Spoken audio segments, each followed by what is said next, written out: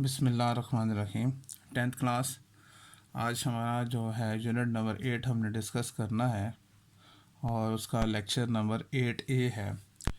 Unit का नाम है projection of A side of a triangle.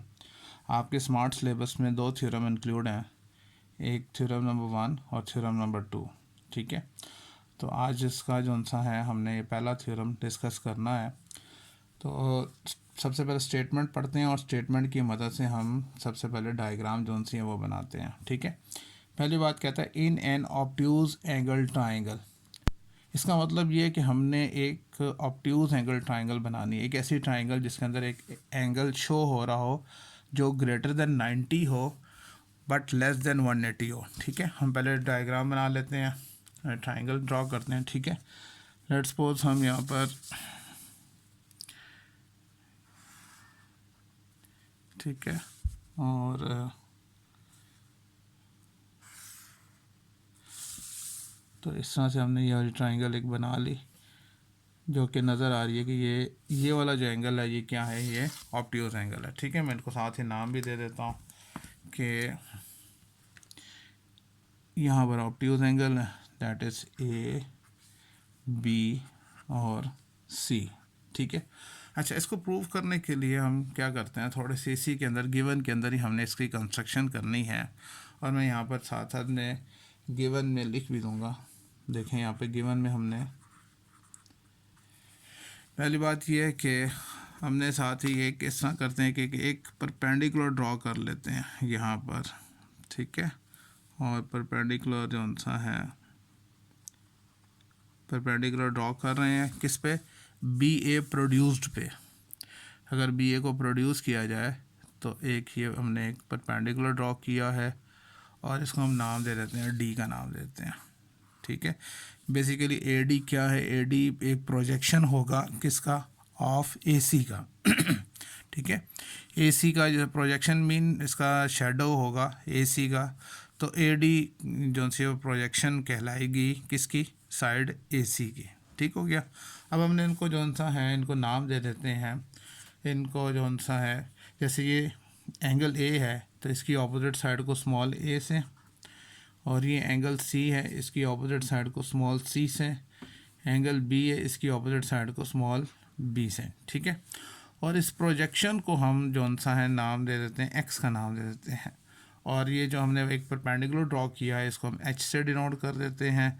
चूँकि हमने परपेंडिकुलर ड्रॉ किया है तो ये यहाँ पर क्या बनाएगा, 90 का एंगल बनाएगा। ठीक हो गया, तो ये मैंने सारी वर्किंग की है सिर्फ इस पर कि in an obtuse angle triangle, कि ये ऑब्ट्यूज एंगल ट्राइंगल है।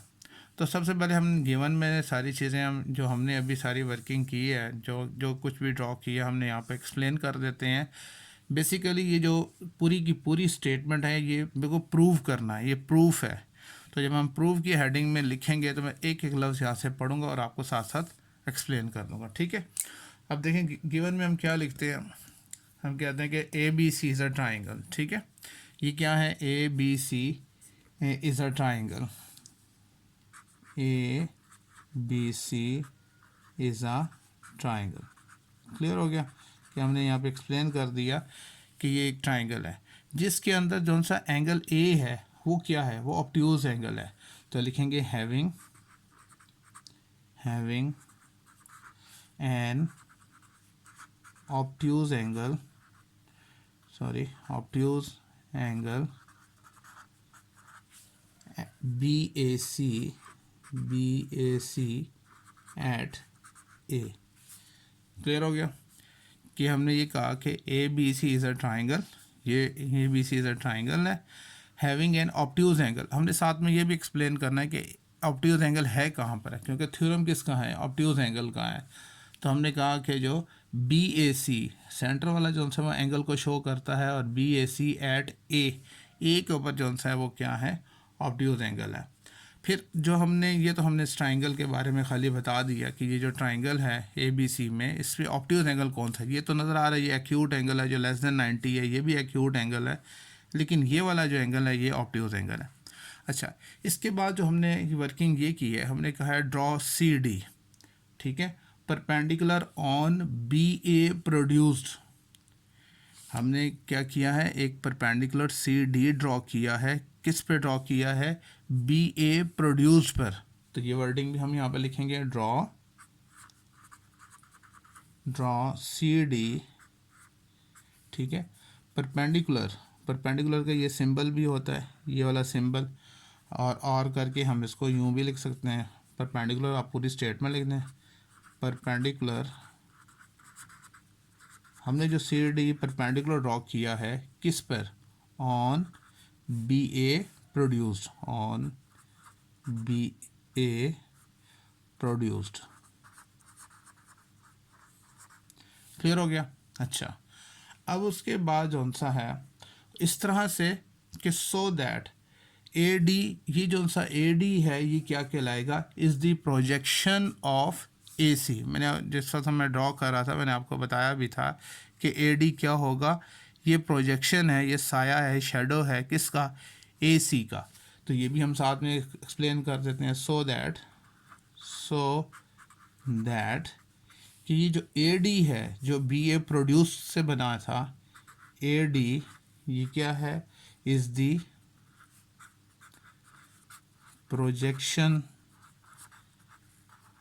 ऑफ ए सी, ये क्या है, ए सी है किस पर, ऑन बी ए प्रोड्यूस पर, on B A produced. Clear हो गया यहाँ तक। अच्छा, अब जो सा हमने जितने भी हमने नेम्स दिए हुए हैं ये हमने यहाँ पर एक्सप्लेन कर देने हैं, बस लिखना हमने इसी तरह से। टेक जी, क्या यहाँ से स्टार्ट कर लेते हैं, बी ए बी को हमने किससे इक्वल की, ए बी को हमने सी कहा है, ठीक है। उसके बाद बी सी को हमने, जो लाइन सेगमेंट बी सी है हमने इसको ए के इक्वल कहा है। उसके बाद ए सी है, लाइन सेगमेंट ए सी वो किसके इक्वल है, वो बी के है।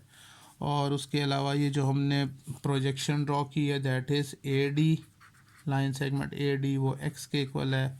और जो हमने परपेंडिकुलर ड्रॉ किया था दैट इज़ सी डी, और उसको किसके इक्वल किया हमने, एच के। क्लियर हो गया। अच्छा, अब जो स्टेटमेंट मैं दोबारा पढ़ता हूँ और यहाँ पर उसका प्रूफ लिखता हूँ, जो हमने असल में जो प्रूव करना है, टू प्रूव की हेडिंग में देखें। अब मैं स्टेटमेंट एक एक लफ्ज़ पढ़ता हूँ और उसको आपने समझना है क्या है। क्या the square on the side opposite to the obtuse angle. अब देखें हमने इस ट्राइंगल को डिस्कस कर रहे हैं, ठीक है। अब आपसे बात कर रहा है the square on the side opposite to the obtuse angle, ये ऑब्ट्यूज एंगल है, इसकी ऑपोजिट साइड कौन सी कहलाती है, बी सी कहलाती है। कहता है बी सी का square, line segment B C का होल स्केयर, इसके बारे में बात हो रही है। ये जो लाइन है, the square on the side opposite to the obtuse angle, अच्छा, इज़ इक्वल टू, अच्छा इज़ इक्वल टू किसके इक्वल है, is equal to the sum of the squares, sum of the squares. इसका मतलब ये sum of the squares mean एक यहाँ पर स्केयर है प्लस और एक और का स्केयर है। अब ये किन के स्केयर्स का सम, क्या कहता है, is equal to the sum of the squares on the sides, उन साइड्स का कंटेनिंग द ऑब्ट्यूज एंगल। जो ऑब्ट्यूज एंगल, ये ऑब्ट्यूज एंगल है, ये कौन सी साइड्स कंटेंट कर रहा है, एक ए बी कंटेंट कर रहा है और एक ए सी कंटेंट कर रहा है, उनके स्केयर का सम के इक्वल है। यानी हम लिख सकते हैं ए लाइन सेगमेंट ए बी का होल स्केयर और लाइन सेगमेंट ए सी का होल स्केयर। यहाँ तक समझ में आ गई। मैं दोबारा पढ़ देता हूँ, the square on the side opposite to the obtuse angle, यानी ये जो साइड है ऑब्ट्यूज एंगल ये है ना एंगल ए, इसकी ऑपोजिट साइड कौन सी है, बी सी। तो बी सी का जो स्केयर है, इस साइड का जो स्केयर है, कहता है इज़ इक्वल टू दी, ये इक्वल है किसके, the sum of the squares on the sides containing the obtuse angle. ये जो ऑब्ट्यूज एंगल कंटेन कर रहा है दो साइड्स, एक ए बी कर रहा है और एक ए सी कर रहा है, इन दोनों साइड्स के स्केयर के सम के इक्वल है। ठीक है, हो गया। टुगेदर, यहाँ पे जो लफ्ज़ है इंपॉर्टेंट है वो क्या है, टुगेदर। टुगेदर का मतलब प्लस, इसके साथ आगे with the twice mean 2 times, twice the rectangle contained by one of the sides। Basically जो ट्राइंगल का जो सा बेस है वो क्या है, रेक्टेंगल है। अगर हम यहाँ पे एक स्ट्रेट लाइन ड्रॉ करें और इस तरह से ड्रॉ करें तो ये एक रेक्टेंगल बन जाएगी। अब वो आपसे ये कहता है twice the rectangle contained by one of the side. अब ये जो रेक्टेंगल है यहाँ से अगर हम उसको कंसिडर करें तो वो कंटेन कौन सी साइड कर रहा है, ये वाली side A B. Twice contain one of the side and the projection on it of the other, और उस साइड के ऊपर जो प्रोजेक्शन जो सी है और उसके प्रोडक्ट के इक्वल है। मतलब प्रोजेक्शन क्या थी, ए डी। तो समझ में आ गई स्टेटमेंट की। यहाँ से क्या कहता है, जब हम टुगेदर की बात करते हैं, टुगेदर का मतलब है प्लस का साइन है, with the twice mean 2 times, किसके, the rectangle contained by one of the side. वो जो रेक्टेंगल अगर हम ड्रॉ करें तो ये उसको ये वन साइड ये वाली कंटेंड करती है, and the projection on it of the other, और इसके ऊपर जो इसी के ऊपर जो प्रोजेक्शन है इसी के ऊपर उसके प्रोडक्ट के इक्वल है। That is 2 times of A B into A D.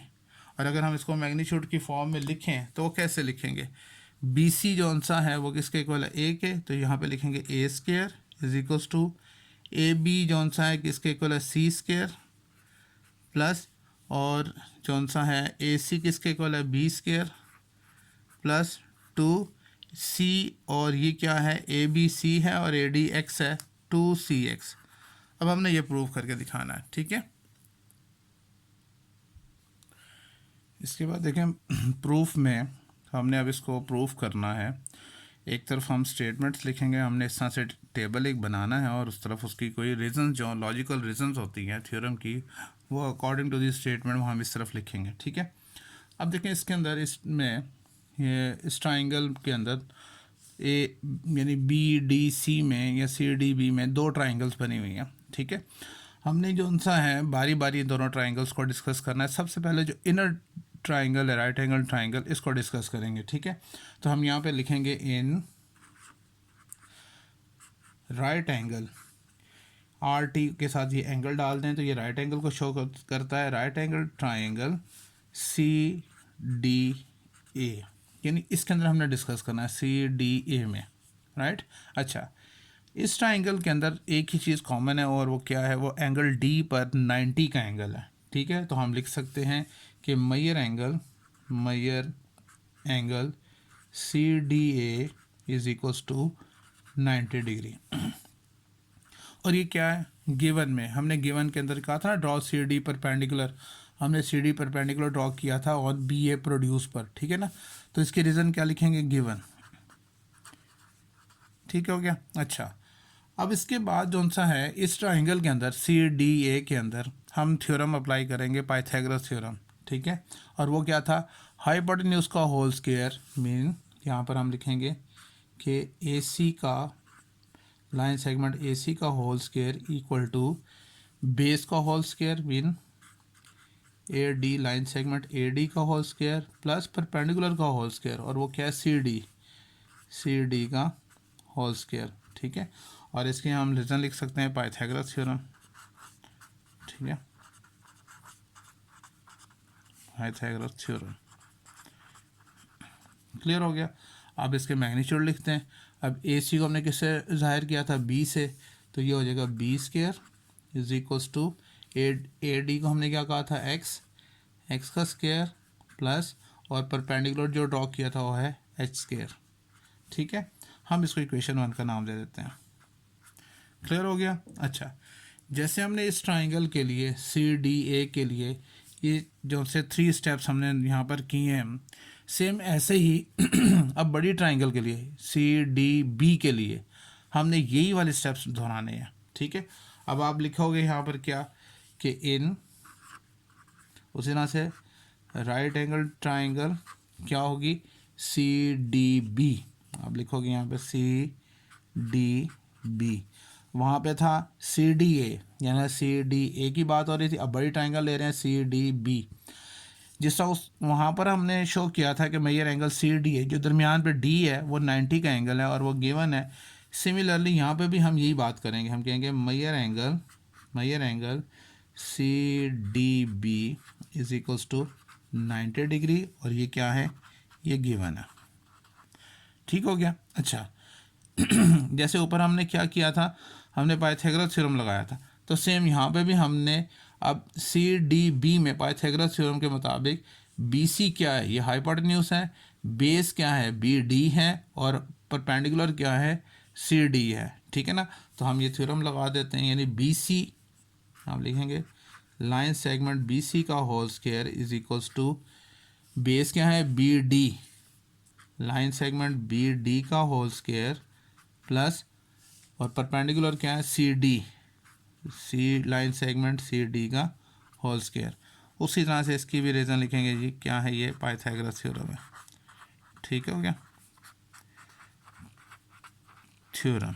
अच्छा, इसका मैग्नीट्यूड पुट करते हैं, यानी बी सी किसके इक्वल था, ए, तो ये हो जाएगा A square is equals to B D जौन सा है, देखें बी ए बी जौन सा वो सी है और ए डी वो एक्स है, तो बी डी किसके इक्वल होगा, सी प्लस एक्स के, तो हम यहाँ पे लिखेंगे सी प्लस एक्स का whole square plus C D क्या है, एच स्क्वायर। अच्छा, अब यहाँ पर देखें इसको हम, अगर हम इसका स्क्वायर ओपन कर दें तो क्या हो जाएगा, यानी A square is equals to, ये ए प्लस बी का होल स्क्वायर है, तो लिख सकते हैं C square plus 2cx plus X square plus H square, मतलब ए प्लस बी का whole square, A square plus 2ab plus B square और प्लस एच स्क्वायर, ही आ गया। यहाँ तक क्लियर हो गया। ठीक है। अच्छा, अब आप यहाँ पर देखें इसको, हमने ऊपर यहाँ पर एक बात की थी, ये वाली हमने कहा था कि जो बी स्क्वायर है, यहाँ पर लिखते हैं बिकॉज जो बी स्क्वायर है वो किसके इक्वल है, x square plus H square के इक्वल है, यानी इन दोनों की जगह हम बी स्क्वायर लिख सकते हैं। तो अब हम यहाँ पर क्या करेंगे, यहाँ पर लिखेंगे नेक्स्ट स्टेप में कि A square is equals to C square plus 2c x, और इसकी जगह क्या आ जाएगा, बी स्क्वायर आ जाएगा। ठीक है, अब हम इसको अरेंज कर लेते हैं, यानी A square is equals to C square plus B square पहले लिखते हैं और प्लस 2cx आखिर में लिख देते हैं। ठीक है, अब इसी को हम और करके हम इसको मैग्नीट्यूड के हिसाब से भी लिख सकते हैं, मतलब जौन सा है देखें, और करके मैं इसको यूँ भी लिख सकता हूँ। अब देखें ए स्क्वायर क्या है, ये ए है, तो ए क्या है, उसके साइड कौन सी है, बी सी, तो लिख सकता हूँ यहाँ पर कि लाइन सेगमेंट बी सी का whole square is equals to C square, C क्या था, ए बी, मतलब लाइन सेगमेंट ए बी का होल स्क्वायर प्लस बी क्या था, ए सी, तो लाइन सेगमेंट ए सी का whole square plus 2 times of C क्या है, ए बी और एक्स क्या था, ए डी, यही हमने क्या करना था, प्रूव करना था। कुछ समझ में आ रही है, यही हमारा जो था वो थ्योरम जिसको हमने प्रूव करना था, और मैं आपको दिखा भी देता हूँ यहाँ से,